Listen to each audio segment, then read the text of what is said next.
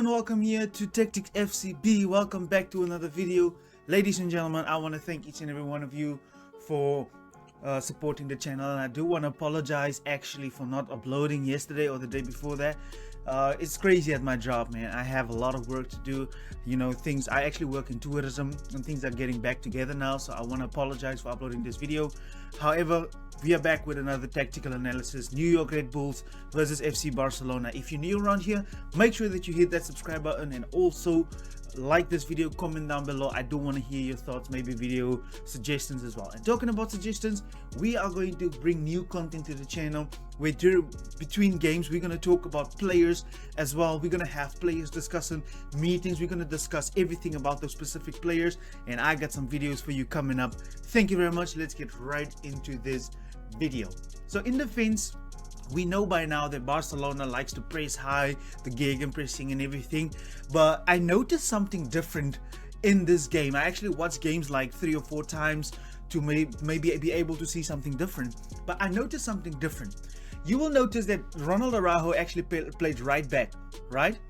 But now just count this: 1, 2, 3, 4, 5 players in the back line. This is what Xavi wants to do now. He wants to make sure that all the gaps are now actually played closed down, because he wants his center backs to be closer to the 16 to the is this the 8-yard box? I don't know. I'm confused right now, right? So he wants these guys to actually run into those gaps and close down players. But that's why we have a fixed double pivot, and this is so great about Xavi, and I expect us to be really strong defensively this season. And this is what I like.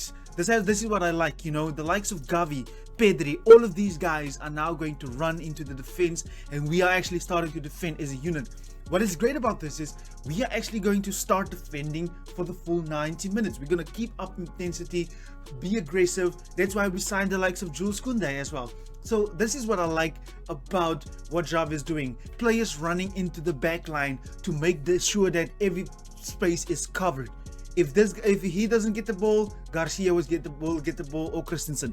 And this is what I like about Xavi, man. He always adapts, always something new to catch, you know.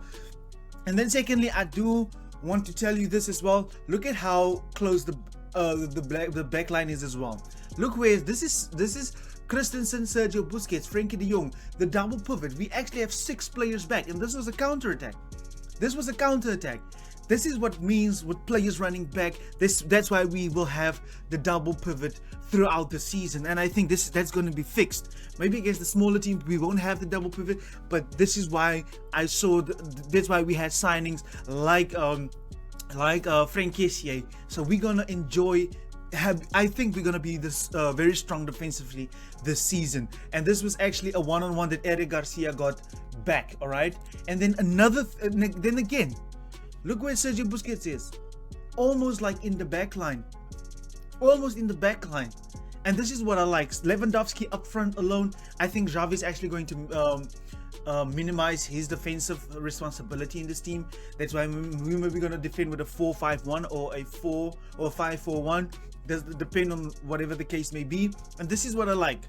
This is what I like about Xavi: adaptability from the coach, and this is extraordinary from Xavi, right? But I do want to give a special shout out to this guy right here, Eric Garcia. You know, sometimes we do want to criticize the guy when he makes a lot of mistakes, which is fair enough, but then again, he was exceptional. 2 times he stopped an attack. 2 times he blocked a shot and he stopped the one-on-one.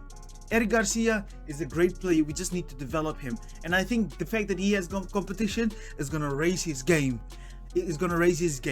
But like I said, this is the main thing the difference that I noticed. People running into defense, helping out the defense, getting us more defenders, and that is what I like about Xavi. All right.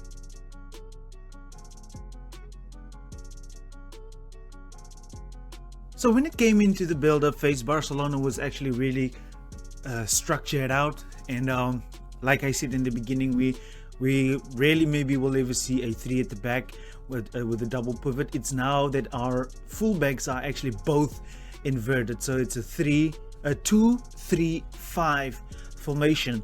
And what's crazy about this is actually look at how Red Bull were structured. It's 3 and then 1 2 3 4 and then the 3, and you can see this false 9 type of player is actually deeper because he wants to actually cut out every ball to Sergio Busquets, and the same with the fullbacks. All right, but this didn't help because there was routes towards Frankie and there was routes to Xavi as well as Robert Lewandowski. All right, so this right winger was actually cutting the passing lane to Jordi Alba, and you can of course see here that Ronald Araujo are actually also marked. But I want you to notice this huge space. This is what's going to bring us, this is what having Lewandowski is going to bring us, having lots of space. All right, we're of course going to have the width, and Lewandowski is really great. His touches are just phenomenal in the box, so he's going to be watched, and that's going to create a lot of space for the likes of Dembele, Rafinha, Ferran Torres, as well as Ansu Fati. And we already seen the results of that.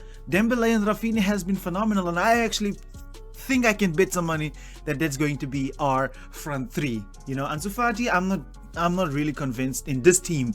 You know, if we didn't have Rafinha and Lewandowski, Ansu Fati would have been a starter, but I don't actually think that he will be a starter. All right, so that's how our formation were with in possession 2-3-5 with both our fullbacks actually inverting. And just like I mentioned, you can see now this is Christensen passing the ball here through to Robert Lewandowski, and that is the false 9. So I did a video a few 1 or 2 months back describing what Lewandowski can do, and he can play the false 9 with his back to goal. All right, it would have been nice if Frankie de Jong could actually run into the space, because look at this. This is actually a football pitch on its own, right? That's how much space this is, and Dembele would actually should have capitalized. Frankie de Jong should actually made a run in behind over here, or even Xavi could have came through here, and so we also had the false 9 in play, right? And you can also see here Sergio Busquets actually going forward, because like I mentioned last season as well, that Xavi wants Busquets to be further up the pitch, and then that is where the inverted fullbacks actually come into play. You can actually see Araujo, as the play goes forward, they are not interested in running forward because they're reserved, because it's our defensive base actually. All right, so the false 9 we had, but you can also see the width was intact, you know, so these guys were stretched, and it's crazy to me that they defend with a back three, a 3-4-3 formation, which is really crazy, seeing that we have wingers so wide. This guy should have been back there, and this guy should have been here with Dembele. But even though we wasted a lot of chances, we should have won like 6 or 7 nil in this game, creating a lot of chances. But then again, we can see in the build-up, Barcelona like their back four intact, and then again Robert Lewandowski playing the false 9 position. All right, and then Dembele was actually, I think he was doing a one-on-one, and that almost led to a goal. I don't know, I'm not sure, but yeah, this is also another thing I wanted you to notice. We're gonna see a lot of this 2-man strike partnership up front. This is actually Kessié, and this is Xavi's going to expect one of the free 8s to move into this number 9 position, so that we can have 2 strikers up front.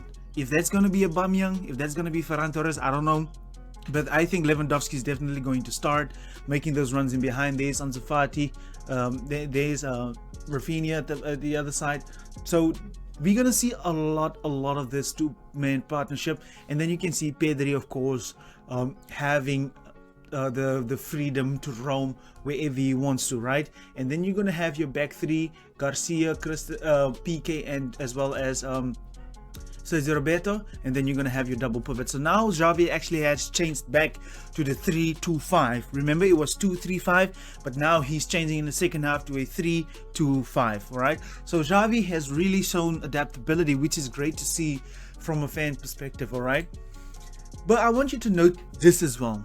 You know, I've read on Facebook actually a lot of times that Barcelona might play with a midfield diamond, and here it is right there, a midfield diamond. So this is really on the cards for Barcelona, a 3-4-3. You can see there's Aubameyang, Lewandowski, Ansu Fati. So we might see a midfield diamond, a 3 at the back system with the arrival of Jules Koundé has definitely affected that decision that Barca might play with a midfield diamond in the future, which I don't complain about as long as we can get to see these guys scoring the goals. All right, so playing out from the back. One last thing I want to notice, remember the double pivot I was talking about.